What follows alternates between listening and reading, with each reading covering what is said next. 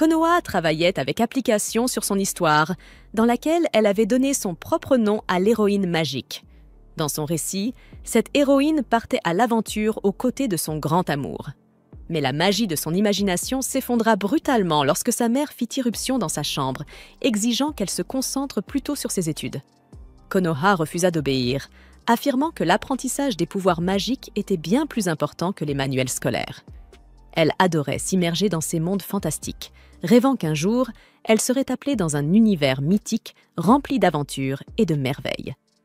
Tout en se demandant quelle pourrait être son histoire d'origine, elle décida d'écrire une lettre d'adieu à ses parents au cas où elle disparaîtrait soudainement pour vivre cette nouvelle vie. 10 années passèrent. Rien d'extraordinaire ne se produisit. Konoha grandit et finit par décrocher un emploi tout à fait ordinaire. Un soir, alors qu'elle rentrait du travail, sa mère l'appela pour lui dire qu'elle avait retrouvé cette vieille lettre datant de 10 ans. Konoha, un peu gênée, confirma qu'elle pouvait jeter ses vieilles affaires. Mais soudain, le souvenir du contenu de cette lettre lui revint en mémoire. Et comme si le destin s'en mêlait, un camion surgit de nulle part. Au même instant, elle se remémora son ancienne histoire, celle d'une héroïne magique qui tombait amoureuse du fiancé de sa propre sœur cadette, Aina. Cet homme, Jennifer, et l'héroïne s'étaient épris l'un de l'autre dès leur première rencontre. Mais leur amour ne tarda pas à être découvert par Aina, qui jura de les séparer à tout prix. Sachant combien Aina s'opposait à leur union, Jennifer et Konoha décidèrent de garder leur relation secrète. Malgré la colère de sa sœur, Konoha continua à l'aimer profondément. Un jour pourtant, Aina mit la main sur un mystérieux grimoire nommé « L'Histoire sombre », dont on disait qu'il tuait quiconque osait le lire. Ravie et curieuse, elle ouvrit le livre, oubliant qu'elle n'était pas à l'abri de sa malédiction. Soudain, des visions la frappèrent. Elle vit le monde réel, celui où Konoha écrivait l'histoire même de leur univers. Elle se vit elle-même, ainsi que Jennifer et Konoha, décrits par la plume de cette autrice qu'elle croyait imaginaire. Puis, sans comprendre comment, Konoha se réveilla dans le corps d'Aina. Avant qu'elle puisse assimiler ce qui venait de se produire, la police, menée par un homme nommé Shano, annonça son arrestation pour tentative de meurtre sur Konoha. Sous le choc, elle réalisa que Shano la désignait comme Aina, et non Konoha. Tentant de se souvenir de sa dernière image du monde réel, elle revit, le camion fonçant droit sur elle. Jetée dans un donjon, la vérité lui apparaît. Elle a été réincarnée. Elle réévalue sa situation, essayant de se rappeler l'histoire qu'elle avait écrite au collège. Alors qu'elle réfléchit à la marche à suivre, la Konoha de son monde fantastique surgit soudain et la serre dans une étreinte chaleureuse, soulagée que personne ne lui ait fait de mal. Aina reste figée, comme pétrifiée par la stupéfaction. Elle n'aurait jamais imaginé rencontrer réellement la Konoha qu'elle avait créée, et elle est exactement telle qu'Aina l'avait imaginée. Tandis que Konoha s'inquiète de son état hébété, Jennifer fait irruption dans le donjon, l'épée dégainée, exigeant que Konoha soit mise à mort. Konoha plaide que, cette fois, Aina n'a rien fait de mal, mais Jennifer se montre bien moins clémente. Ikoldi rappelle à Konoha qu'Aina a tenté à plusieurs reprises de la tuer et mérite l'exécution. Alors que Jennifer égrène les terribles crimes qu'Aina aurait commis dans l'histoire, Aina maudit son ancien moi d'avoir fait d'elle une vilaine si méprisable. Elle n'aurait jamais pensé renaître un jour en tant que personnage qu'elle avait condamné. Après un moment de tension, Konoha implore la clémence. Aina est envoyée au lieu et place dans un domaine lointain afin de la tenir éloignée de Konoha. Reconnaissante d'être encore en vie, Aina remercie silencieusement Konoha pour sa bonté. Elle essaie de se persuader qu'elle pourra vivre paisiblement dans ce nouveau monde, mais son soulagement s'évanouit lorsqu'elle se rappelle avec qui elle va partager sa détention, une personne destinée à la tuer.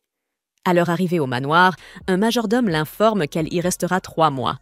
Aina remarque que toutes les domestiques évitent son regard et tremblent à sa vue. Le majordome ajoute qu'un serviteur spécial a été désigné pour s'occuper d'elle.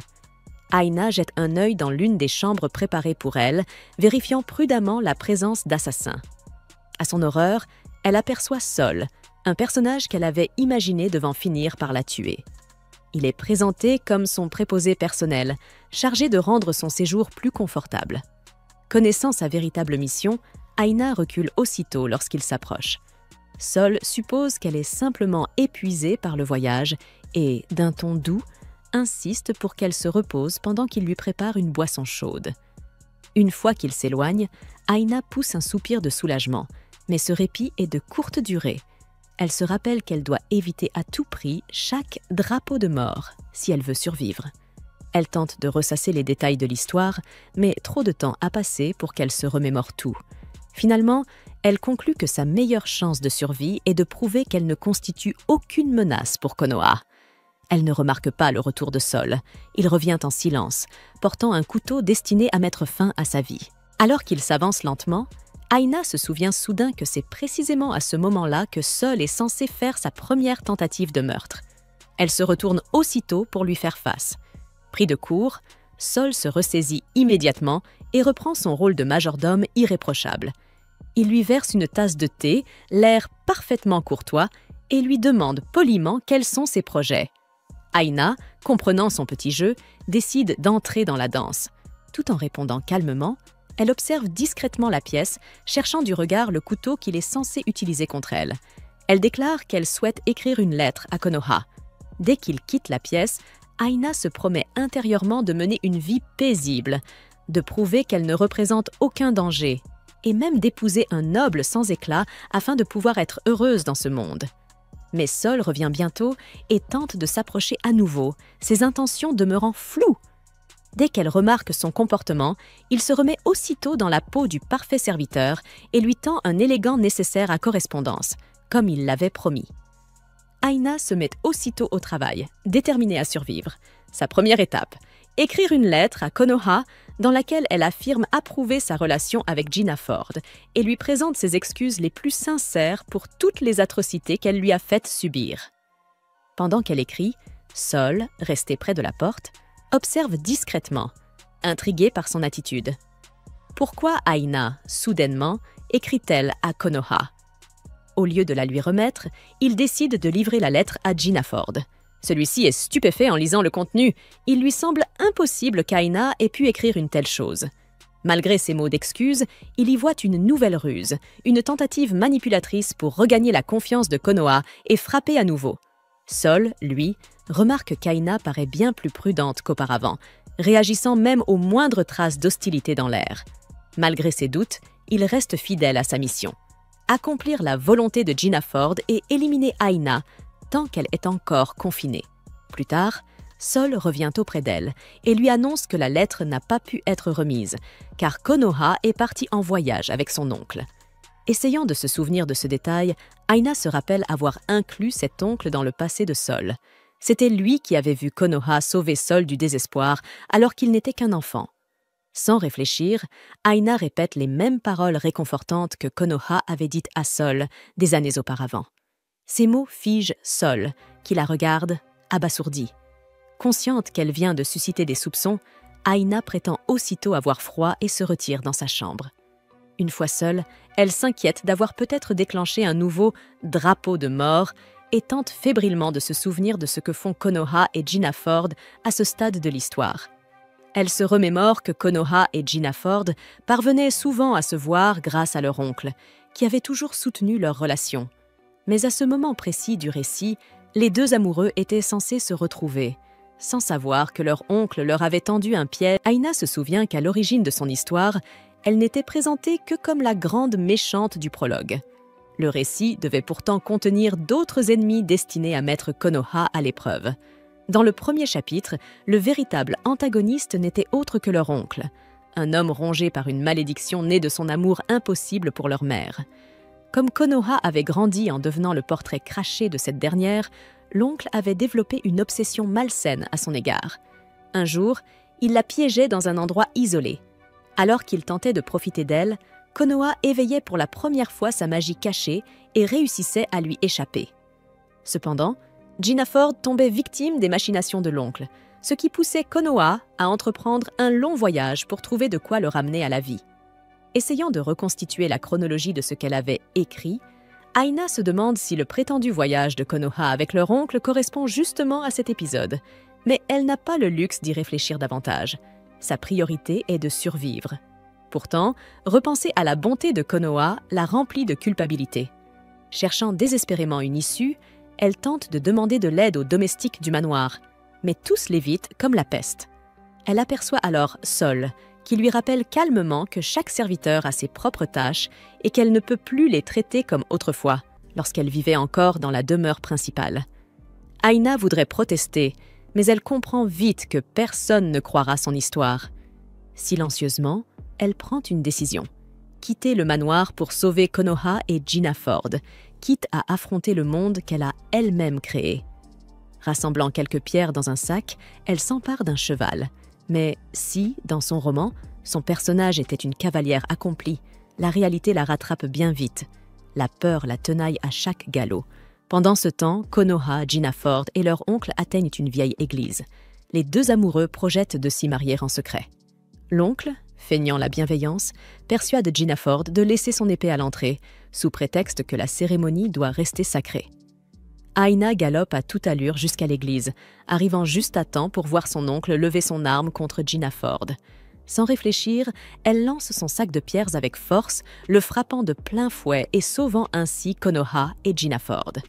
Elle leur promet d'expliquer la situation plus tard et supplie Gina Ford d'emmener Konoha en lieu sûr.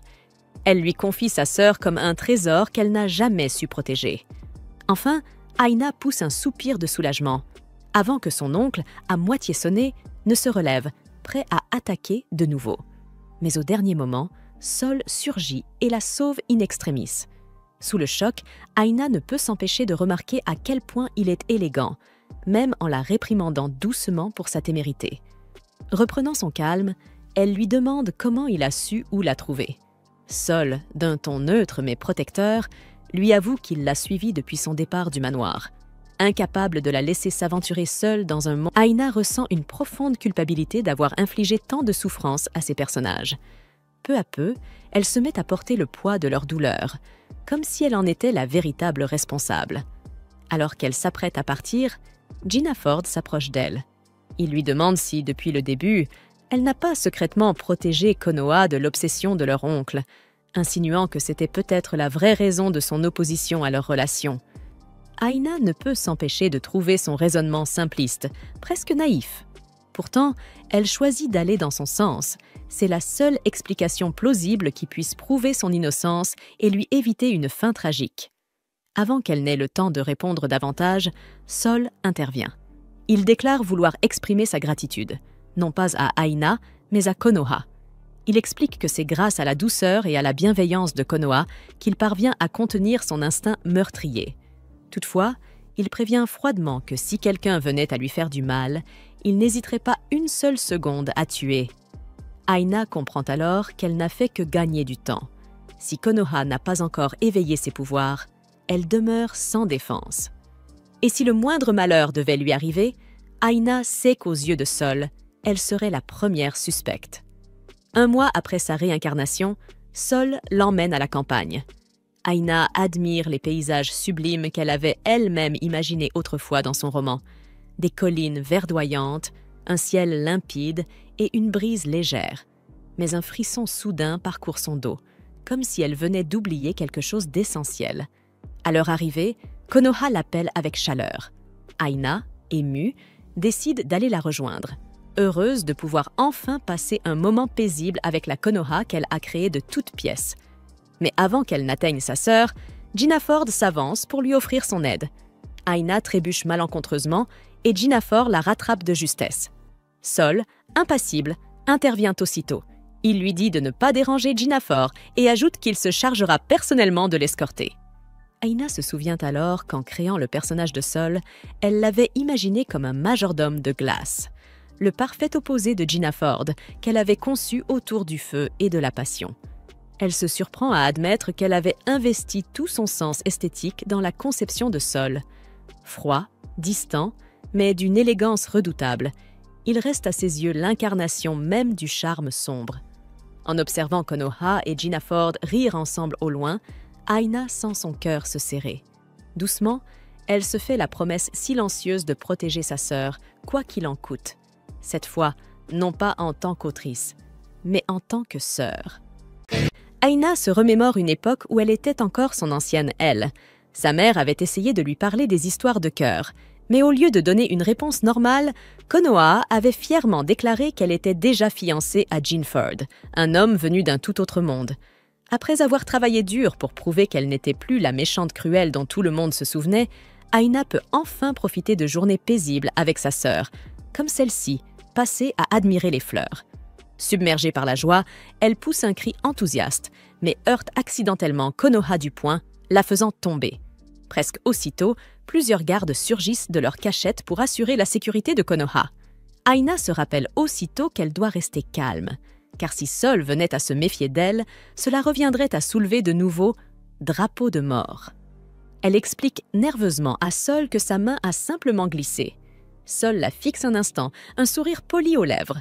Aina la suit lorsque Konoha l'appelle, heureuse de pouvoir s'éloigner du regard perçant de Sol.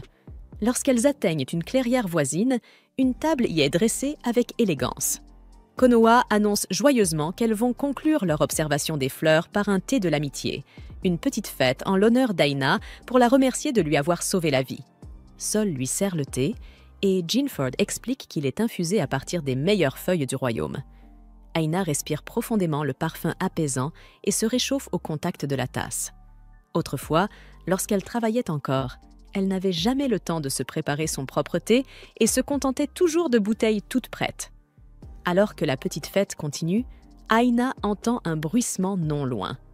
Un petit lapin sort des buissons et elle appelle Konoha, tout excitée. Ravie, elle prend la douce créature dans ses bras tandis que les deux sœurs s'émerveillent de sa mignonnerie. Konoha s'éloigne ensuite vers l'autre bout du champ, là où fleurissent des violettes. Mais avant que quiconque ne puisse réagir, une créature semblable à un loup surgit, attrape Konoha et s'enfuit d'un bond. Les gardes se mobilisent aussitôt, tandis qu'Aina reste figée, observant la bête s'enfoncer dans la forêt, un souvenir douloureux refaisant surface. Cet événement s'était déjà produit dans son histoire. Pourtant, il devait avoir lieu dans le chapitre 2, lorsque Konoha et sa troupe partaient chercher des herbes pour soigner Jinford. Aina se souvient alors que, dans son ancienne vie, c'était elle-même qui avait créé le monstre charnel qui enlèverait Konoha. C'était à une époque où elle explorait des idées d'histoire plus sombres, et la créature lui était venue à l'esprit. Notamment parce qu'elle écrivait souvent pendant que des drames romantiques passaient en fond sonore. Jinford jure, furieux, tandis que la bête disparaît dans la profondeur de la forêt. Sol remarque qu'Aina semble perdue dans ses pensées, et elle prétend aussitôt qu'elle essayait simplement de se souvenir du type de monstre qu'il s'agissait. Les yeux de Jinford s'illuminent d'espoir, et il la supplie de leur dire tout ce qu'elle sait. À la tombée de la nuit, Aina a déjà raconté à Jinford et aux soldats la plupart des détails concernant la créature. Elle leur explique qu'ils ont encore le temps de sauver Konoha, car le monstre passe toujours plusieurs heures à observer sa proie avant de l'attaquer. Elle omet toutefois les parties les plus sombres de l'histoire, se contentant de dire que si l'on attend jusqu'au matin, Konoha sera dévorée. Aina leur indique la direction de la tanière de la bête, et les troupes commencent aussitôt leurs préparatifs. Mais Sol reste méfiante.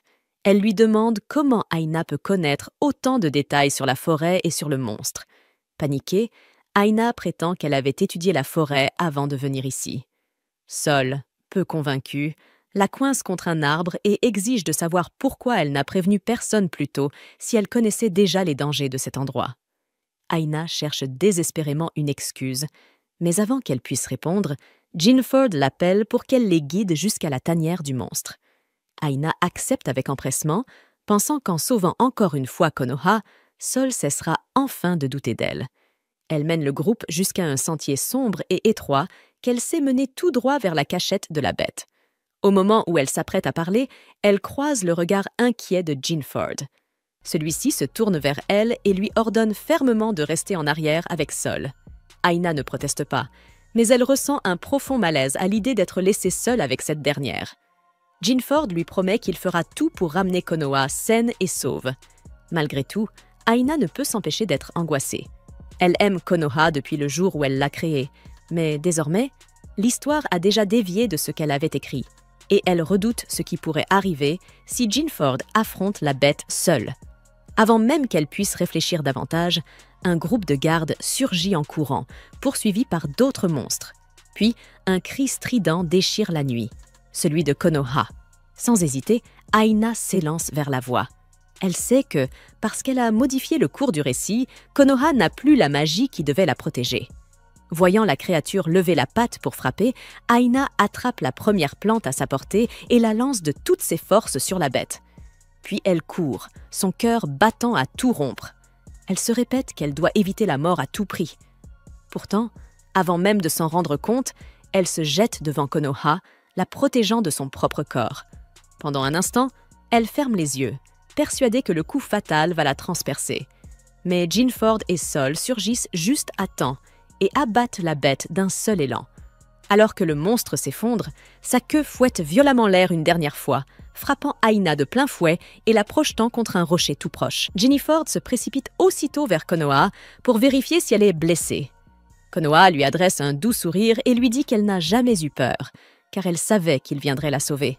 Jinford la félicite pour son courage. Aina, restée à l'endroit où elle a été projetée, les observe avec un étrange sentiment de fierté. Ces deux personnages qu'elle a créés lui paraissent si parfaits l'un pour l'autre. Soudain, Sol s'approche et la prend dans ses bras pour l'aider à se relever. Surprise, Aina proteste qu'elle peut marcher après un peu de repos, mais Sol réplique sèchement que si elle veut vraiment se reposer, ils peuvent aller rendre visite aux plantes carnivores des environs. Comprenant qu'il tente subtilement de la pousser à avouer ce qu'elle sait réellement, Aina refuse son aide. Ainsi s'achève leur étrange version d'un goûter fleuri. Aina médite sur tout ce qui s'est passé. Même si l'histoire semble dévier de ce qu'elle a écrit, les événements clés suivent toujours le même fil. De retour au domaine, Jinford confie en privé à Sol qu'il n'a plus besoin de lui pour assassiner Aina. Il pense s'être trompé sur son compte, bien que Sol demeure méfiant. Néanmoins, il jure de se plier à la volonté de son maître. 2 mois passent depuis la fête des fleurs. Un jour, Sol entre dans le bureau d'Aina, portant une lettre scellée de son père. Il suppose qu'il s'agit d'une autorisation pour qu'elle retourne dans la capitale. Mais en l'ouvrant, Aina découvre une élégante invitation à un bal. Son souffle se bloque. C'est le même bal qu'elle avait décrit dans le chapitre 3 de son roman. Le soir venu, Jinford et Sol complimentent les deux sœurs, admirant la grâce avec laquelle elles portent leurs robes. Les yeux de Konoha pétillent d'excitation, tandis qu'elle contemple les danseurs. Aina, anxieuse, la met en garde de ne danser avec personne. La confusion de Konoha est évidente, et le regard soupçonneux de Sol se fait plus insistant. Lorsque Jinford invite Konoha à danser, Aina panique. Mais le regard ferme de Sol la retient, et elle ne peut qu'observer les deux s'avancer vers la piste. La scène réveille en elle des souvenirs de sa vie passée. Elle se rappelle un festival d'été où sa mère l'avait suppliée de sortir s'amuser, mais elle avait refusé, préférant rêver dans sa chambre. Elle imaginait être appelée dans un monde fantastique pour devenir une sainte destinée à vaincre le roi démon. Sa mère, furieuse, avait ouvert la porte à la volée en lui ordonnant d'aller profiter de la fête. Aina s'était alors réfugiée dans son imagination, utilisant cette émotion pour nourrir le prochain chapitre de son histoire. Elle se souvient maintenant de ce qu'elle avait écrit. Si Konoha dansait à ce bal, elle serait choisie pour entreprendre un voyage afin de vaincre le roi démon. Mais sans sa magie, cette aventure mènerait à sa mort. Et pire encore, Sol la tiendrait responsable et exécuterait sa sentence de ses propres mains. Elle remarque bientôt un homme s'approcher de Jinford et de Konoha, demandant la permission de danser avec Mademoiselle Magnolia. Reconnaissant aussitôt en lui un personnage secondaire qu'elle avait autrefois créé, Aina s'empresse de lui saisir la main avant que Konoha ne puisse répondre, prétendant être elle-même Mademoiselle Magnolia. Elle l'entraîne sur la piste et se met à tournoyer avec tant d'énergie que son partenaire peine à suivre le rythme. Lorsque la musique s'achève, l'homme, étourdi et à bout de souffle, s'excuse pour aller se remettre. Déterminée à empêcher quiconque d'inviter Konoha à danser, Aina scrute la salle de bal à la recherche de la prochaine menace. Bientôt, une silhouette apparaît à la galerie du 2e étage. Elle se souvient de lui. C'est le 2e prétendant qu'elle avait écrit pour inviter Konoha à danser. L'homme aperçoit Konoha et l'interpelle, séduit par sa douceur. Avant que Konoha ne puisse répondre, Aina intervient une fois de plus et s'impose comme cavalière, coupant court à toute possibilité. Après cette seconde danse, ses yeux parcourent la salle, à la recherche du dernier personnage qu'elle sait destiné à inviter Konoha. Et comme elle s'y attendait, le jeune prince s'avance vers sa sœur et lui propose une danse. Anticipant cette scène, Aina avait déjà fait renverser du vin sur le sol de la piste, rendant la danse dangereuse. Les serviteurs conseillent aussitôt au prince et à Konoha de ne pas s'y aventurer. Konoha remarque alors Aina s'éloignant vers une autre partie du bal. Cette dernière sourit, soulagée, convaincue d'avoir encore une fois évité un nouveau drapeau de mort.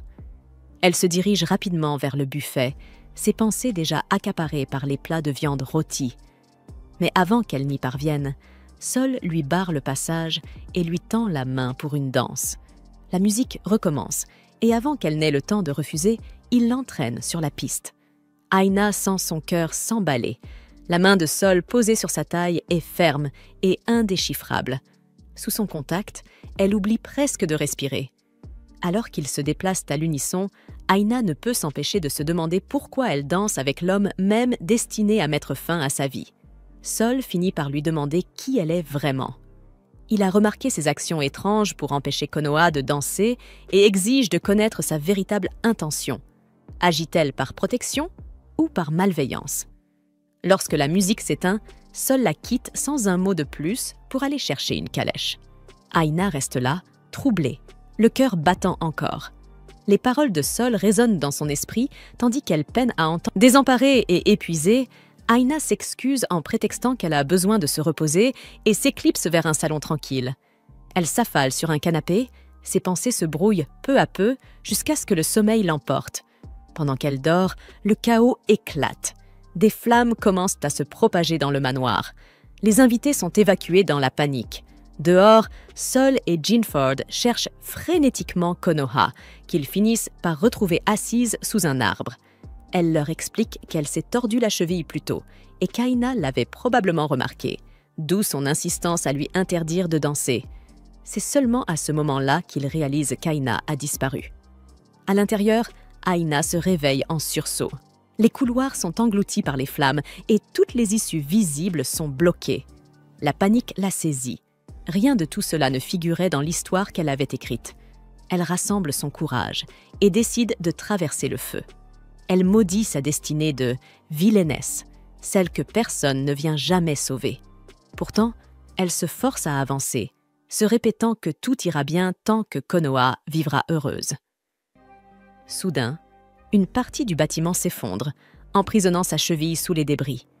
Une douleur fulgurante la transperce alors qu'elle tente en vain de se dégager. Au milieu du rugissement du brasier, ses pensées dérivent vers les gens qu'elle a rencontrés dans ce monde. Si le bonheur de sa sœur est assuré, alors peut-être que son rôle est accompli. Mais au moment où elle s'apprête à accepter son sort, une voix perce la fumée, criant son nom. Sol accourt vers elle. Aina le regarde, hébétée, se demandant pourquoi c'est toujours lui qui vient la sauver. Il lui dit qu'elle ne peut pas mourir avant qu'il découvre qui elle est réellement. Brisant une fenêtre d'un coup, il l'entraîne avec lui, et tous deux plongent dans l'étang en contrebas. Konoha et Jinford accourent à leur rencontre. Konoha enlace sa sœur, soulagée de la savoir en vie. Lorsque Aina remercie Sol, il refuse sa gratitude, déclarant simplement qu'il restera à ses côtés jusqu'à ce qu'il découvre la vérité. Ces paroles la troublent, non seulement à cause de la méfiance qu'elle trahisse, mais aussi à cause de la chaleur étrange. Maintenant que ces 3 mois de confinement sont terminés, Aina est de retour au domaine des Magnolias, où elle savoure enfin la tranquillité. Elle se sent comblée de pouvoir vivre aux côtés des personnages qu'elle a elle-même créés, et la paix règne depuis quelque temps. Son personnage préféré, Kamehameha, prend grand soin d'elle, ce qui emplit son cœur de joie. Jinford, témoin de leur complicité, sourit doucement et félicite les 2 sœurs pour leur belle entente. Aina admire profondément Jinford, qui incarne tout ce qu'elle recherche chez un homme. Un autre personnage qu'elle trouve attirant est Sol, mais celui-ci l'effraie, car dans son histoire, il était destiné à la tuer dès le 1er chapitre. En le voyant aiguiser un couteau, elle se rappelle qu'elle doit rester prudente. Un seul faux pas, et Sol pourrait encore accomplir son rôle meurtrier. Soudain, Sol attire son attention et lui annonce qu'un invité souhaite la voir. Yomi arrive alors et salue Aina, mais celle-ci le fixe, perplexe. Konoha, en revanche, le reconnaît aussitôt et lui demande comment se passent ses études au royaume de Lily. Aina reste confuse. Elle n'a aucun souvenir d'avoir créé ce personnage. Konoha présente Yomi à Jinford expliquant qu'ils étaient amis d'enfance, leur père ayant été proche jadis. Aina observe la scène à distance, pensant que Yomi est venu rendre visite à Konoha. Mais Yomi la remarque et s'avance vers elle, un sourire doux aux lèvres.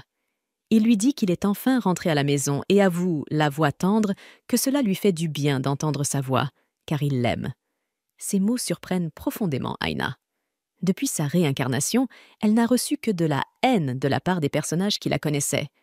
Entendre enfin quelqu'un lui dire qu'il l'aime lui procure un étrange sentiment de chaleur et d'apaisement. Elle tente alors de se souvenir si elle avait jamais écrit un personnage amoureux d'Aina. À l'époque, toute son attention était centrée sur Konoha, qu'elle entourait d'hommes idéaux. L'idée lui était venue d'un manga qu'une amie lui avait recommandé, où une princesse était courtisée par plusieurs hommes séduisants. Certains d'entre eux cachaient pourtant de sombres secrets. L'un d'eux, un roi démon, avait prévu de tuer la princesse. Cette idée avait aussitôt captivé Aina. Au début, elle ne créait que des hommes justes et charismatiques, mais en mûrissant, elle avait commencé à inventer des personnages séduisants, mais malfaisants. C'est à ce moment-là qu'était né Yomi, un autre vilain issu de son sombre passé narratif. Alors qu'elle réfléchit à son histoire, elle tente de se souvenir si Yomi avait joué un rôle dans la mort d'Aina. Yomi, lui, change de ton et lui demande comment vont les autres affaires, ce qui la laisse déconcertée. Trouvant son air d'innocence feinte adorable, il s'approche d'elle et murmure le nom de Konoha à son oreille. Affolée, Aina se précipite pour détourner la conversation et lui propose aussitôt de le conduire à sa chambre. Elle se souvient alors du rôle de Yomi dans l'histoire « Tuer Konoha ». Dans l'intrigue originale, quelque part au milieu du voyage d'Aina pour affronter le roi démon, Yomi était décrit comme l'un de ses obstacles, un homme consumé par la vengeance, après que Konoha eut causé la mort de sa bien-aimée Aina.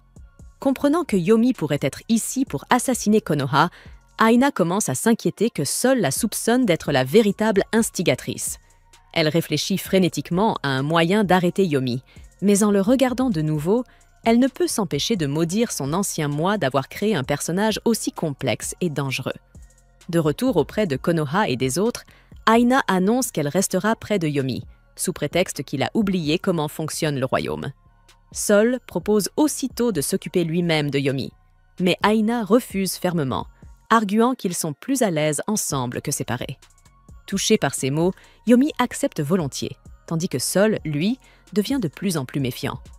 Aina nie toute intention cachée et déclare qu'ils ont simplement beaucoup de choses à se dire avant de quitter brusquement la pièce avec Yomi. Une fois seule, elle le pousse doucement en avant et lui avoue qu'elle ne déteste plus Konoha. Au contraire, elle lui confie qu'elle l'aime sincèrement désormais. Yomi peine à la croire, lui rappelant qu'elle lui avait jadis ordonné de lui envoyer les « chroniques sombres », ce qu'il avait fait sans hésiter. Il se met ensuite à délirer, lui disant qu'elle est magnifique lorsqu'elle manigance la mort de Konoha. Aina tente de le faire taire, mais Yomi poursuit, affirmant que ses paroles ne représentent qu'une infime partie de ce qu'il ressent vraiment pour elle. Il la rassure. Même si elle est maléfique, il l'aimera toujours, alors elle n'a pas besoin de dissimuler sa vraie nature. Aina le regarde avec inquiétude et demande doucement si cette version d'elle-même, celle qu'il chérit, est vraiment la sienne. Aussitôt, les émotions de Yomi s'emballent. Il se met à se blâmer, convaincu que s'il n'était pas parti étudier à l'étranger, il aurait pu la protéger de ce qu'il pense être un lavage de cerveau de la part de Konoha. Une semaine plus tard, Aina est assise seule à une table de jardin. Malgré tous ses efforts, elle n'a pas réussi à convaincre Yomi qu'elle a changé. Elle comprend que son obsession est le fruit de sa propre plume, et jamais elle n'aurait imaginé avoir à lui faire face un jour. Konoha vient la voir et, aussitôt, la simple présence de sa sœur apaise Aina. Konoha remarque que Yomi n'est pas avec elle, et Aina explique qu'il doit encore dormir. Konoha lui dit qu'elle est venue s'occuper des fleurs qu'elle a plantées et lui rappelle, avec chaleur, qu'elle peut toujours compter sur elle. Après tout, elles sont sœurs. Souriant, Konoha lui propose de prendre le thé ensemble et Aina se précipite joyeusement pour le préparer. Pendant qu'elle dresse la table et verse le thé, Konoha se sent choyée par tant d'attention. Aina lui assure, le regard tendre, qu'elle est heureuse de servir celle qu'elle considère comme sa personne préférée. Ni l'un ni l'autre ne remarque Yomi, qui les observe de loin. En voyant la scène, il interprète mal la situation, convaincu que Kanoha manipule et utilise Aina. Plus tard dans la journée, Aina parcourt tout le domaine à la recherche de Yomi. Elle fouille partout, sans trouver la moindre trace de lui. Sol la croise dans le jardin et lui dit qu'il est peu probable que Yomi se soit perdu, alors elle ne devrait pas s'inquiéter autant. Aina répond qu'elle ne s'inquiète pas de le voir égaré, mais plutôt de le voir semer des ennuis. Tandis que ses pensées restent fixées sur Yomi et sur la manière d'éviter qu'un autre drapeau de mort ne se déclenche, Sol, lui, se surprend à penser à Aina. Il n'est toujours pas sûr de ses véritables intentions, et encore moins des émotions étranges qu'il ressent à son égard. Il tend la main, effleure doucement sa joue et avoue qu'il comprend son inquiétude. Il confesse qu'il se demande, lui aussi, si elle mérite vraiment de se tenir aux côtés de Kanoha, et cette pensée le tourmente. Avant qu'Aina ne puisse répondre, le son des cloches de l'église retentit au loin, et Sol s'excuse avant de s'éloigner. Le corps d'Aina se met à trembler. Elle pense que ce moment pourrait avoir déclenché un drapeau de mort. Yomi, qui se trouvait non loin, remarque sa réaction et lui demande pourquoi elle tremble ainsi. Il se demande si Sol, son majordome, la dérange. Aina nie aussitôt, lui prend la main et le supplie de ne pas agir de façon irréfléchie. Yomi lui adresse un sourire doux avant de lui promettre qu'il sera plus discret. Puis, il lui révèle les couteaux cachés dans sa veste et jure de la libérer. Aina panique. Yomi croit toujours qu'elle a été victime d'un lavage de cerveau. Elle se précipite derrière lui, désespérée, tentant de le convaincre d'abandonner ses plans. Ce soir-là, Aina s'installe à son bureau et consigne tout ce dont elle se souvient sur le passé de Yomi. Un mauvais pressentiment la ronge. Malgré son attitude calme pendant le dîner, elle sent qu'il prépare quelque chose. Elle se force à se rappeler comment elle avait écrit, à l'origine, la confrontation entre Yomi et Kanoha. Dans son histoire, Yomi avait attiré Kanoha sur le toit de l'auberge où il séjournait. Il avait attendu que tout le monde soit endormi pour assouvir sa vengeance. Acculé et seul, Kanoha avait accepté son sort, mais ses compagnons étaient arrivés juste à temps pour la défendre. En les voyant se battre pour la protéger, Kanoha avait retrouvé la détermination nécessaire pour poursuivre son voyage et avait libéré une puissante magie qui vainquit Yomi. Bien qu'elle connaisse la force de Yomi, Aina croit encore pouvoir le devancer. Réalisant que Yomi pourrait passer à l'action ce soir-là, Aina se précipite vers la chambre de Konoha. Soul la remarque se dirigeant vers les quartiers de Konoha et devient aussitôt méfiant. À l'intérieur de la pièce, Yomi s'introduit par la fenêtre et aperçoit ce qu'il croit être Konoha, déjà endormi dans son lit. Un coup retentit à la porte, la voix de Soul se fait entendre, demandant à Konoha si Aina est venue lui rendre visite. À sa grande surprise, Konoha apparaît dans le couloir, accompagné de Jinford. Alarmé, Soul défonce la porte. Mais la chambre est vide, la fenêtre grande ouverte, et Aina a disparu.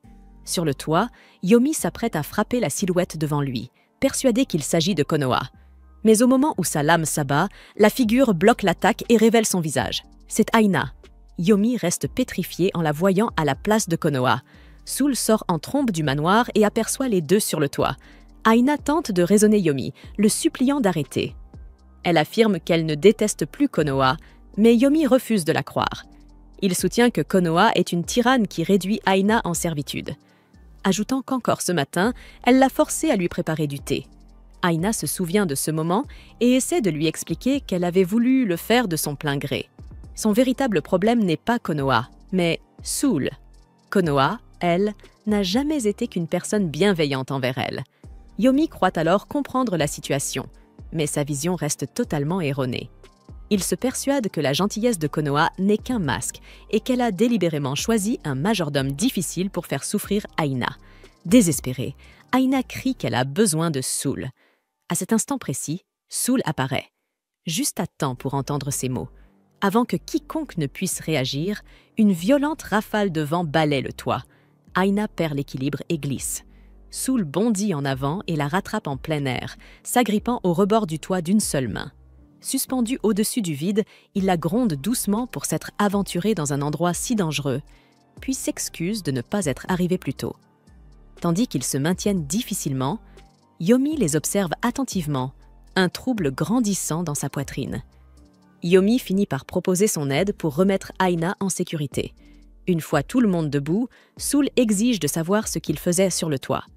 Aina improvise aussitôt une excuse, affirmant qu'elle et Yomi étaient simplement montées pour admirer les étoiles. Elle demande ensuite, nerveusement, à Soul s'il avait entendu quelque chose plus tôt. Soul répond calmement qu'il n'a rien entendu. Soul étant rassuré que Konoha et elle aillent bien, Aina sent soudain une vague d'épuisement la submerger. Une fois Soul parti, Yomi s'étonne de la façon dont elle s'est inclinée devant lui. Il s'apprête à aller confronter Soul à ce sujet, mais Aina l'arrête précipitamment, expliquant que si Soul se montre suspicieux à leur égard, on pourrait la tuer. Les yeux de Yomi s'écarquillent, alarmé. Convaincu qu'Aina vit dans la peur et qu'elle est sous l'emprise de Soul, il en conclut que la seule façon de la sauver est de tuer Soul. Fort de cette résolution, Yomi s'en va, sûr de sa décision, tandis qu'Aina éclate en sanglots d'horreur. Il la comprend toujours aussi mal. Au collège, elle avait une fois, par erreur, remis son roman au professeur au lieu de son cahier d'exercice. Quand le professeur le lui a rendu, il a avoué avoir lu quelques pages et l'avoir loué comme « une merveilleuse histoire ». Dès ce jour, le professeur a cru qu'elle voulait devenir romancière. Aina avait intérieurement eu envie de mourir de honte. Elle se réveille en criant, mortifiée par ce souvenir. Soul accourt aussitôt dans sa chambre, inquiet, tandis qu'Aina tente de chasser cette pensée. Elle lui explique qu'elle a seulement eu un mauvais souvenir, mais peine à s'expliquer davantage, laissant Soul perplexe devant sa réaction. Soudain, Yomi fait irruption et la plaque sur le lit dans un mouvement paniqué, la heurtant accidentellement à la tête. Soul le réprimande pour sa brutalité, mais Yomi réplique que Soul n'a pas le droit de parler non plus puisqu'il est aussi entré sans prévenir dans la chambre d'Aina.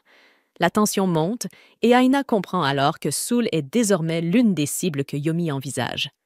Pour détendre l'atmosphère, elle assure à Soul que Yomi a simplement paniqué par inquiétude. Ne voulant pas envenimer la situation, Soul s'excuse et retourne à ses fonctions. Une fois seule, Yomi caresse les cheveux d'Aina et jure d'éliminer Soul pour la protéger. Aina panique. Quoi qu'il arrive, si Yomi passe à l'acte contre Soul, cela signifiera très probablement sa propre mort. Si Yomi tuait Soul, alors, premièrement, on lancerait une enquête pour retrouver le meurtrier et Konoha serait dévasté. Deuxièmement, on découvrirait que Yomi avait agi pour Aina. Et troisièmement, on accuserait Aina d'en être la commanditaire, avant de l'exécuter. Mais si Yomi échouait à tuer Soul, alors, premièrement, sa tentative serait révélée, et deuxièmement, Aina serait de nouveau soupçonnée d'en être l'instigatrice, puis exécutée. C'était donc une impasse totale, à moins qu'elle ne trouve un moyen de l'arrêter. Pendant que Soul servait le thé et des gâteaux à Konoha, Aina les espionnait discrètement, remarquant que Yomi était introuvable. Elle pensait avoir tout retenu de l'histoire sombre, mais n'était pas sûre des détails extérieurs à l'intrigue principale. Soudain, Yomi lança un sort, créant un vent violent qui fit envoler le mouchoir de Konoha. Alors que Soul se précipitait pour le récupérer, Yomi lança un autre sort, si puissant qu'il projeta Soul dans les airs. Pourtant, il atterrit gracieusement juste devant Aina, lui demandant si quelque chose n'allait pas. Mais Aina s'inquiétait davantage pour lui. Elle voulut s'assurer qu'il allait bien, ce qui poussa Soul à lui demander si elle se préoccupait de son sort. Aina prit peur, croyant qu'il commençait à se méfier d'elle. Il la rassura en affirmant qu'il n'avait aucun problème. Très vite, son attention se tourna vers Konoha, qui lui dit qu'elle allait chercher quelqu'un. Soul expliqua qu'il avait senti une présence suspecte un peu plus tôt, mais qu'il avait réagi trop lentement. Il soupçonnait que ce vent soudain était dû à la magie, mais il pouvait tout aussi bien s'agir d'une rafale naturelle, puisque personne au manoir n'était censé savoir manier la magie. D'après le livre, les pouvoirs magiques de Konoha auraient dû s'éveiller à ce moment-là, et plusieurs personnages opposés à elle possédaient eux aussi des pouvoirs. Aina se souvint alors que Yomi était partie à l'étranger pour étudier les poisons et la magie, ce qui confirmait le lendemain. Aina décida de passer la journée au jardin avec Yomi.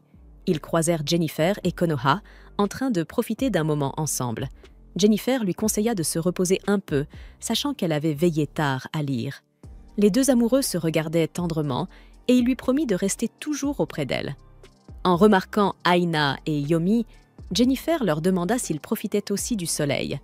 Ils ne semblaient absolument pas gênés d'avoir été surpris. Aina, en revanche, fut choquée en voyant que Soul était également présent, bien qu'il demeurât dissimulé, comme en mode furtif. Yomi invite Jennifer à prendre le thé avec eux jusqu'à ce que Konoha se réveille. Il avait entendu dire qu'on mettait beaucoup d'efforts à cultiver le thé dans les terres de Jennifer.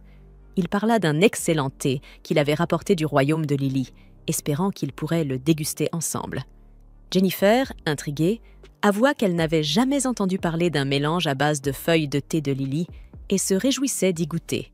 Comme sa préparation était un peu délicate, Yomi décida de s'en charger lui-même. Il invita également Sol, qui refusa d'abord, mais Jennifer insista pour que le majordome se joigne à eux. C'était une très mauvaise idée. Après tout, Yomi s'y connaissait beaucoup en poison. Aina en était sûre. Le thé qu'il venait de préparer était forcément empoisonné. Faisant mine de trébucher, elle renversa la tasse, éclaboussant la table. Lorsqu'elle s'excusa auprès de Yomi, celui-ci pensa simplement qu'elle n'aimait pas l'idée d'utiliser du poison. Aina, désespérée, aurait voulu qu'il la contredise au moins un peu. Sol s'approcha pour nettoyer, mais il remarqua une odeur étrange. Aina tenta aussitôt de détourner son attention du thé renversé. Étant un assassin, il lui suffirait d'un seul regard pour comprendre la vérité. Heureusement, Konoha éternua, attirant l'attention de tous. Profitant de cet instant, Aina demanda à Sol d'aller chercher une couverture pour sa sœur, tandis qu'elle irait chercher de quoi nettoyer avec Yomi. Alors qu'elle s'éloignait, Yomi la retint doucement, lui glissant avec un sourire charmeur qu'ils pouvaient prendre leur temps pour éviter qu'elle ne tombe encore. Ses mains étaient d'une douceur troublante lorsqu'elles effleurèrent les siennes. Issu d'une famille de contes, Yomi avait reçu une éducation soignée. Il avait beau être un vilain, il n'était ni brutal ni stupide. Dans son enfance, il manquait de confiance en lui, et ses frères et sœurs se moquaient souvent de lui. Quant à Aina, malgré les critiques de son entourage, elle se tenait droite et fière, fidèle à son rôle de méchante. En dehors de son lien avec elle, Yomi était un homme admirable, noble, beau et doté d'un caractère exemplaire. Aina se demanda pourquoi un tel homme était tombé amoureux d'elle. Puis, en réalisant que c'était elle qui avait écrit cette histoire ainsi, elle se sentit presque coupable. L'héroïne, poursuivie par son séduisant ami d'enfance, devait le vaincre au prix de sa souffrance. Et plus tard, son cœur blessé serait guéri par les charmants hommes qui l'entouraient. Pour que ce scénario se déroule comme elle l'avait imaginé, Yomi n'avait d'autre destin que la mort. En y repensant, Yomi jugea son ancien moi abject d'avoir inventé un destin aussi cruel. À l'époque, pourtant, Aina était mécontente de bien des choses. Elle rêvait désespérément qu'on la traite comme une véritable héroïne. Aujourd'hui, elle sentait qu'elle n'avait plus le droit d'être agacée par Yomi. Alors qu'elle tentait de le dissuader de suivre ses sombres desseins, il la serra tendrement contre lui, pensant qu'elle tremblait de peur à cause de Sol. D'une voix calme, il lui annonça que la magie qu'il avait préparée venait d'être activée. Son esprit n'eut même pas le temps d'assimiler ces mots qu'une explosion retentit au loin. Sans réfléchir, Aina s'élança vers la source du bruit. La magie de Yomi n'était sans doute pas très puissante, tout au plus moyenne. Elle ne représenterait aucun danger pour Konoha si ses pouvoirs étaient éveillés, mais en cet instant, elle était vulnérable. Aina était convaincue que Jennifer et Sol protégeraient sa sœur, mais si l'explosion les prenait par surprise, cela pourrait tourner au désastre. Dans le jardin, un monstre végétal surgit et projeta Konoha au sol. Avant qu'il ne puisse l'achever, Aina s'élança, s'agrippant à l'une de ses tentacules. Mais sa jambe heurta violemment le sol, lui arrachant une douleur aiguë. Malgré cela, elle continua à se battre. Il lui paraissait injuste que Yomi doive mourir simplement parce qu'il existait par sa faute. Tout cela, pensait-elle, était de sa responsabilité, et elle méritait d'en payer le prix. Elle jura de le protéger, et, en même temps que ses propres présages de mort, de briser ceux de Yomi. Rassemblant toutes ses forces, elle frappa le monstre en plein œil d'un coup de pied brutal. C'est alors que Jennifer et Sol intervinrent, achevant la créature avec une rapidité foudroyante. Devant leur puissance, Aina comprit que Yomi n'aurait aucune chance contre eux. Il le tuerait, c'était certain. Peu après, Yomi arriva pour prendre de ses nouvelles et s'excusa. Pendant ce temps, Sol expliqua qu'il avait ressenti la présence de quelqu'un animé de mauvaises intentions. Il ajouta que la plante carnivore semblait s'en être prise à lui. Le thé renversé dans le jardin lui rappela une odeur de poison qu'il avait connue dans son enfance, un poison si puissant qu'il l'avait paralysé à l'époque. En repensant à la manière dont Aina avait tenté de le tenir à l'écart, Sol remarqua que son comportement était étrange depuis quelque temps. Il la fixa d'un regard perçant et lui demanda si elle savait quelque chose sur ces événements. Sous cette pression, Aina paniqua. Il était évident qu'il la soupçonnait. Mais Yomi jeta soudain ses gants à terre, confessant ses crimes sans hésitation. Il ne supporterait pas qu'on doute un seul instant d'Aina. D'un ton solennel, il demanda à Sol de ramasser le gant, l'invitant officiellement à un duel. Aina pria silencieusement pour que Sol refuse. Il était un assassin froid et méthodique. S'il voulait régler cette affaire, il le ferait autrement, sans duel, mais par la lame de l'ombre. Elle ne se souvenait pas avoir écrit que Sol était un homme au tempérament aussi impulsif. Pourtant, sans la moindre hésitation, Sol ramassa le gant, acceptant le défi. Aina comprit, au fond, pourquoi il l'avait fait. Le monstre végétal avait mis Konoha en danger, et même si son visage restait impassible, il devait être furieux. Quoi qu'il en soit, c'était son histoire. Et dans une histoire qu'elle avait écrite, un méchant ne pouvait jamais triompher d'un héros. Avant qu'elle ne puisse intervenir, Konoha s'interposa, les suppliant d'arrêter. Elle affirma qu'il devait s'agir d'un malentendu, les exhortant à discuter plutôt qu'à se blesser. Se plaçant entre eux, elle fit résonner sa voix avec une autorité naturelle. Aina réalisa alors que le pouvoir de l'héroïne était absolu, impossible à contester. Elle encouragea sa sœur de toutes ses forces. Mais Yomi, déterminé, n'en voyait plus l'intérêt. S'il le fallait, il menaça de jeter son deuxième gant au visage de Konoha pour la faire taire. Sol, fou de rage, trancha dans l'air pour dégager Konoha de l'emprise de Yomi, pointant ensuite son épée vers le visage de son adversaire. Il existait dans l'histoire plusieurs scènes de duel n'ayant rien à voir avec la trame principale. Et à chaque fois, leur déclencheur était l'héroïne. Sol s'excusa auprès de Konoha. Refuser un duel après l'avoir accepté revenait à tourner le dos au dieu de la guerre. Konoha tenta de le raisonner, tandis qu'Aina l'encourageait désespérément. Mais Jennifer, elle, donna raison à Sol. Dans ce monde, ramasser un gant jeté à terre revenait à déclarer devant les dieux qu'on acceptait de risquer sa vie dans un duel sacré. Aina se sentit terriblement gênée. Entendre les règles de son propre univers lui être récitées à voix haute lui rappelait à quel point elle avait mal prévu cette situation. En temps normal, après un incident comme celui de la plante carnivore, Jennifer aurait d'abord interrogé Yomi. Mais à présent que le duel était scellé, il ne pouvait plus revenir en arrière. Il ne croyait pas une seule seconde que Sol puisse perdre, mais dans le cas improbable où cela arriverait, son regard lança à Yomi un message sans équivoque.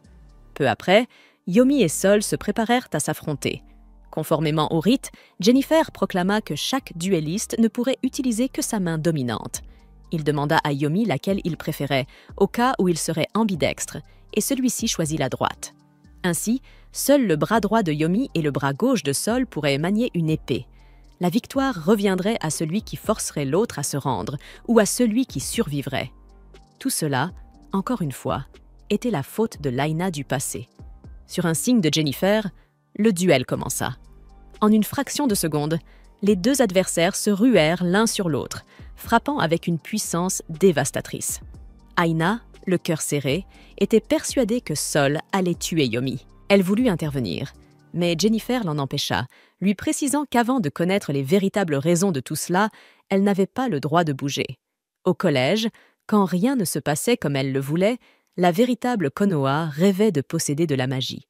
Parfois, elle en était même persuadée, et elle passait son temps à importuner les soi-disant dieux avec des demandes étranges. Alors que ses amis priaient pour vivre de belles histoires d'amour, elle priait pour obtenir le feu, l'eau, le vent, la terre et la magie de guérison. Elle essayait de concentrer une force anormale dans ses mains pour lancer une boule de feu.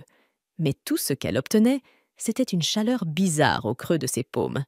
La vraie Konoha avait aussi essayé des amulettes et des breloques censées dégager la bonne énergie, mais aucune n'avait fonctionné. Aina savait qu'elle n'avait pas de pouvoir magique. Pourtant, voir Yomi se faire taillader sous ses yeux faisait remonter en elle cette même frustration, ce sentiment d'impuissance totale. Elle aurait tout donné pour avoir un pouvoir spécial à cet instant précis. Et ce qui la bouleversait encore plus, c'était que le duel n'était toujours pas terminé.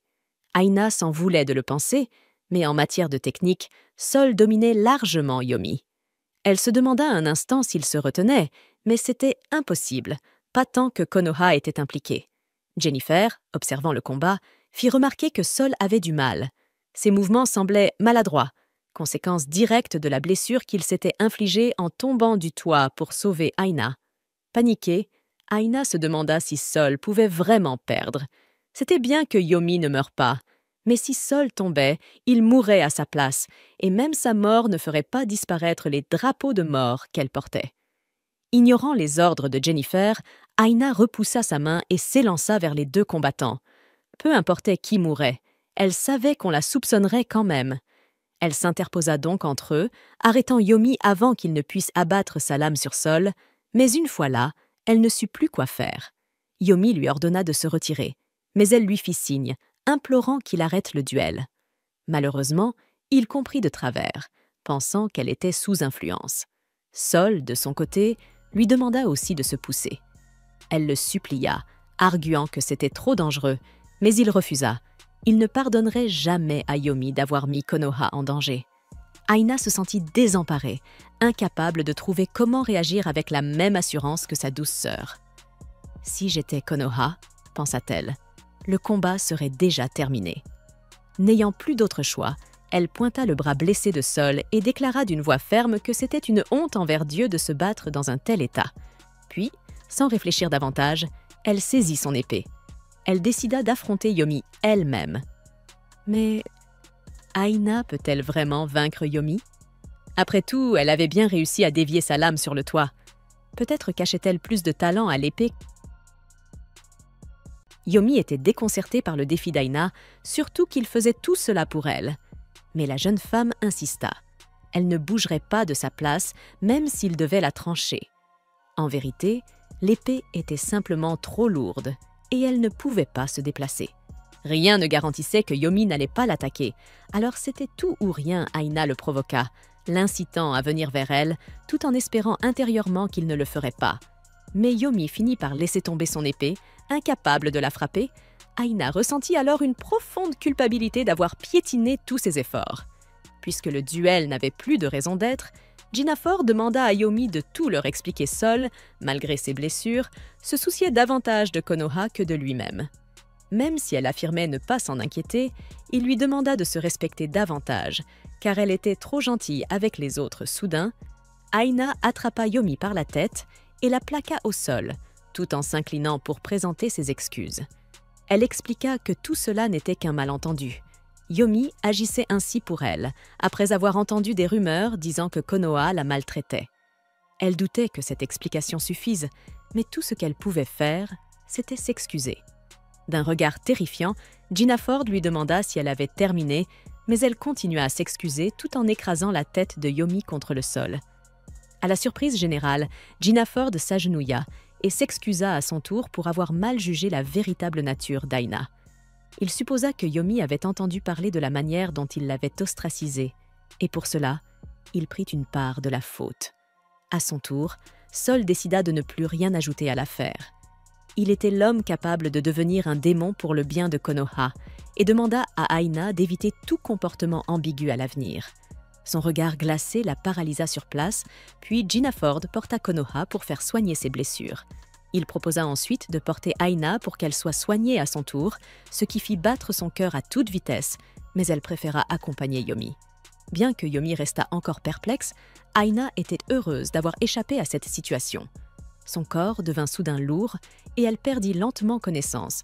Son esprit la ramena à ces jours où elle se surmenait, avant d'être réincarnée dans sa propre histoire. Lorsqu'elle reprit ses esprits, le visage charmant de Yomi se trouvait tout près du sien gêné. Elle voulut se relever, mais il lui demanda de rester allongée, remarquant qu'elle avait encore de la fièvre. Le médecin avait expliqué que cette fièvre de fatigue était sans doute la cause de son évanouissement et qu'elle avait dormi toute la... Voyant que c'était le matin, Aina ressentit l'urgence de se précipiter au bureau. Elle stressait à propos des réunions, du chômage et des jeux BL qu'elle risquait de ne pas pouvoir s'offrir si elle ne travaillait pas. Dans son état lamentable, Yomi ne pouvait accepter qu'elle se soit sincèrement excusée auprès de Konoha. C'est alors que Konoha fit irruption dans la pièce, enlaça chaleureusement sa sœur et s'assura qu'elle allait bien. Aina fut purifiée par sa douce énergie, se rappelant que ce n'était pas le Japon. Aina supposa qu'elle devait sans doute agir comme une esclave de bureau parce qu'elle gardait des souvenirs de sa vie antérieure. Yomi demanda à Konoha de se contrôler, lui reprochant d'interroger Aina alors qu'elle n'était pas entièrement rétablie. Il la jeta hors de la pièce, refusant d'autoriser d'autres visiteurs. Aina redoutait que Yomi ne crée encore des problèmes, puisqu'il n'était pas totalement convaincu. Il en venait à croire que Konoha forçait secrètement Aina à travailler et lui donnait de l'argent pour acheter un jeu BL, mais il se trompait complètement. Les suppositions de Yomi ne faisaient qu'empirer la situation et Aina refusait catégoriquement toute aide venant de lui. Elle n'arrivait pas à croire qu'elle ait parlé d'un sujet si exaltant, même à moitié endormie. Dans sa vie antérieure, elle avait un faible pour le BL ultime et le GL qui alimentaient son imagination. Apparemment, elle ne s'en était jamais vraiment détachée. Yomi décida d'aller confronter Konoha, la menaçant de la tuer si elle exploitait Aina. Mais Aina l'arrêta sur le champ. Elle savait qu'il ne tomberait jamais amoureux de Konoha et qu'il ne cesserait pas d'essayer de la tuer. C'est pourquoi elle devait le convaincre ici et maintenant, même si elle ignorait comment s'y prendre. Peu importe combien de fois elle lui disait qu'il avait tort, Yomi ne la croyait pas et ne l'écoutait jamais. Prenant un air menaçant, Yomi rougit de colère. Puis, elle se souvint de la seule fois où il avait réellement reculé. Cela la persuada qu'il ne pouvait pas résister à une Aina affirmée. Si Aina voulait que Yomi obéisse, la seule manière était de déchaîner son rôle de méchante. Lui parlant avec condescendance, elle lui dit qu'elle se plaisait à jouer la petite sœur docile pour gagner la confiance de tout le monde. Et une fois qu'il lui ferait confiance, elle les enverrait tous en enfer. Elle se moqua de Yomi pour ne pas avoir compris l'indice, lui faisant bien comprendre qu'il n'y avait rien qu'il puisse faire pour elle. Aina lui demanda d'être un bon petit garçon et de faire semblant d'obéir, tout comme elle. Incapable de lui résister, il répondit docilement, tel un chien bien dressé. Quelques minutes plus tard, Yomi exprima à quel point il était heureux d'avoir enfin compris la pensée d'Aina et lui promit de ne plus jamais agir seul. Il décida ensuite d'aller s'excuser auprès de Konoha pour l'avoir mise dehors et engagea avec elle une conversation légère sur des sujets sans importance, allant même un peu trop loin dans son zèle. Aina pensa que tout irait bien désormais, même si une légère inquiétude subsistait. Se sentant épuisée, elle décida de faire une sieste. À son réveil, elle fut éblouie par l'aura lumineuse de Jennifer. Son cerveau se mit instantanément en veille. Il était l'incarnation parfaite du héros. Elle lui assura qu'elle se sentait bien mieux que la veille et lui demanda s'il ne préférait pas être avec Konoha, mais il répondit qu'il souhaitait rester seul avec elle. À la même période, l'année précédente, il avait eu affaire à Aina et s'était rendu dans sa chambre. Mais le vent soufflait fort ce jour-là. Il venait de refuser une proposition de mariage et voulait s'excuser auprès d'elle. Cependant, Aina l'avait ignoré royalement, refusant de le laisser entrer et le mettant dehors encore et encore, sans qu'il ait la moindre chance de s'expliquer. Il resta sous sa fenêtre à l'appeler, mais jusqu'à la fin, elle refusa de sortir. Finalement, il abandonna et partit, et aussitôt après, Aina fit son apparition à une fête où elle commença à tourmenter Konoha Jennifer, pensa qu'elle avait agi ainsi pour les protéger de son oncle, même s'il s'était déjà excusé. Malgré tout, il voulait encore lui dire quelque chose. En privé, il la prit dans ses bras, leurs fronts se touchant, et la remercia doucement. Aina en resta sans voix. Puis elle se souvint qu'il s'agissait d'un élément de l'or de son propre livre. Dans ce monde, la température d'un malade se mesurait en collant les fronts l'un contre l'autre. Dans le royaume des roses, on appelait cela le foreheading. Autrefois, elle aimait beaucoup ce mot qu'elle avait inventé et adorait imaginer des scènes romantiques où les héros prenaient soin les uns des autres. Elle faisait souvent en sorte que l'héroïne ou le protagoniste attrape un rhume juste pour ces moments de tendresse. Mais cette fois, vivre la scène en vrai était tout autre chose. Aina sentait son visage brûler, son cœur battre à tout rompre et son sang affluer si fort à la tête qu'elle crut un instant qu'elle allait fondre sur place. Gina Ford, inquiète pour elle, décida de rester aux côtés de Kurt et lui proposa de lui lire un livre jusqu'à ce qu'elle se calme. Mais cette attention ne fit qu'accentuer son embarras. Dans sa vie précédente, on se moquait souvent d'elle parce qu'elle n'avait pas de petit ami. Elle répliquait alors qu'elle avait un fiancé dans un autre monde. Et dans ses rêveries, elle avait mis tout son cœur et ses fantasmes dans la création de Gina Ford. Même sa mère pouvait ressentir l'aura inquiétante qui émanait parfois de sa chambre. Lorsque la véritable Konoha sortait chercher un pudding, sa mère en profitait pour jeter un œil à son carnet et restait pétrifiée en voyant encore Gina Ford apparaître entre ses pages. Depuis toujours, Ryo Konoha imaginait toutes sortes de scénarios avec lui. Gina Ford représentait son idéal absolu. Elle avait absorbé toutes les connaissances possibles, peaufinant son image au fil du temps. Le premier Gina Ford n'était qu'un garçon impulsif portant un bandeau. Le deuxième était un héros au grand cœur, un champion de la justice, toujours figé dans la même pose héroïque. Et enfin, le Gina Ford parfait vit le jour, la quintessence de toutes ses rêveries. Lorsqu'il lui lut ce livre, d'une voix sérieuse mais changeante, adoptant des intonations différentes pour chaque personnage, elle ne put s'empêcher de rire. « Voilà une démonstration pour que tu comprennes », dit-il avec gravité, ce qui la fit rire davantage. Il voulut ensuite vérifier sa température, mais elle craignait que cela ne soit un nouveau death flag. Alors, elle esquiva habilement toutes ses tentatives de foreheading. Elle affirma qu'elle allait bien, mais Soul, inquiet, déclara qu'il ne la laisserait plus jamais s'approcher d'un duel. Il savait qu'elle aimait le risque, mais il ne l'aurait jamais crue aussi imprudente. Il prit alors sa main blessée, la même qui avait chauffé lorsqu'elle s'était évanouie à ses yeux. Cela prouvait qu'elle avait tout donné pour le protéger. Il savait bien que Gina Ford n'avait pas l'habitude de manier les armes, mais sans elle, il serait mort. Aina, pour sa part, voulait assumer la responsabilité de la blessure à son bras gauche, celle qu'il s'était faite en la sauvant d'une chute du toit, mais il refusa catégoriquement pour Soul. Il n'était rien d'autre qu'un serviteur, et sa seule raison d'exister était de protéger sa maîtresse. Il la plaqua alors doucement contre le lit, et d'une voix vibrante d'émotion, lui confia « Si tu ne t'étais jamais réveillée, j'aurais passé le reste… » L'instant s'interrompit brusquement lorsque Soul entendit des voix derrière la porte. Pendant ce temps, Aina interpréta mal la situation. Elle pensa qu'il voulait dire qu'il souhaitait la tuer de ses propres mains. Alors qu'elle allait ouvrir à sa sœur, Soul la retint doucement, se pencha vers elle et lui murmura un remerciement à l'oreille, la laissant complètement interdite. Quand les autres entrèrent dans la chambre, il annonça qu'Aina n'avait plus de fièvre, mais ajouta avec un sourire moqueur qu'elle restait encore un peu chaude. Tous ces personnages, Yomi, Jennifer et Soul, étaient des créations de son propre esprit, et pourtant elle devait rester sur ses gardes devant eux. Elle aurait dû être capable de les lire comme des livres ouverts, mais son cœur n'était absolument pas préparé à ce qu'il la fasse battre aussi fort. Leur simple présence balayait la distance qu'elle avait toujours maintenue entre la fiction et la réalité. Le lendemain, Aina comprit qu'elle ne pouvait pas se permettre de déclencher de nouveaux death flags, voire une scène de soins du point de vue de l'héroïne protégeait son propre cœur. Lorsqu'elle imaginait Jennifer en train de soigner Konoha, elle ressentait les battements douloureux d'une émotion familière, comme si tout était à sa juste place. L'héroïne représentait en quelque sorte son propre alter ego, et Aina ne voulait surtout pas voir sa vraie personne depuis un point de vue extérieur.